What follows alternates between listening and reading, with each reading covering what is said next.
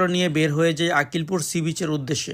300 টাকায় একটি CNG reserve করি, যেখানে জনপ্রতি গুনতে হয়েছিল মাত্র 50 টাকা।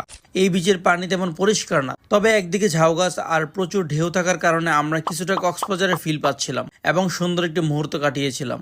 এখানে ঘোরা শেষ করে আবারও 300 টাকা একটি সিএনজি রিজার্ভ করি গুলিয়াখালী সি বিচে যাওয়ার জন্য, যেখানে জনপ্রতি গুনতে হয়েছিল মাত্র 50 টাকা।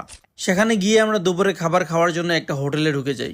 এসব হোটেলে খাবারের দাম অনেক বেশি এবং সব প্যাকেজের সাথে ভাত এবং ডাল আনলিমিটেড, কিন্তু চাল এত মোটা যে আমরা ভালো করে খেতেই পারি নাই।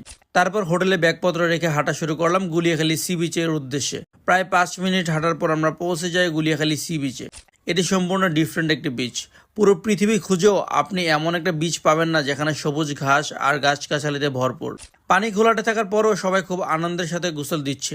আমার হালকা জ্বর উঠতেছিল, তাই আমি গোসল না দিয়ে দোলনায় শুয়ে শুয়ে প্রকৃতিটা ফিল করছিলাম। আর হ্যাঁ, এই দোলনা কিন্তু ফ্রি না, এখানে শুতে হলে প্রতি ঘন্টায় গুনতে হবে 100 টাকা। কিছুক্ষণ ঘোরাঘুরি করলাম এবং বন্ধুরা এটা ওটা কেনাকাটা করলো। আমার তো আর কেউ নাই, তাই আমি কিছু কিনিও নাই।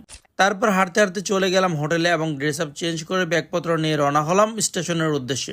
270 টাকা একটি সিএনজি ঠিক করলাম, যেখানে জনপ্রতি গুনতে হয়েছিল মাত্র 45 টাকা। স্টেশনে এসে আমরা আড্ডা দিয়ে সময় কাটাচ্ছিলাম। যাওয়ার সময় টিকিট কেটেও সিট পাইনি বলে এবার রাগ করে টিকিট কাটি নাই। তারপর ঠিক রাত 10টার মেল ট্রেনে উঠে পড়ি এবং ভোর 5টা 30 মিনিটে পৌঁছে যাই প্রিয় শহর ব্রাহ্মণবাড়িয়া। তাহলে আমাদের মোট খরচ হলো 450 টাকা। সো গাইস, ব্রাহ্মণবাড়িয়া থেকে কম খরচে নতুন নতুন ভ্রমণ গাইড পেতে আমাকে ফলো দিয়ে রাখুন। ধন্যবাদ।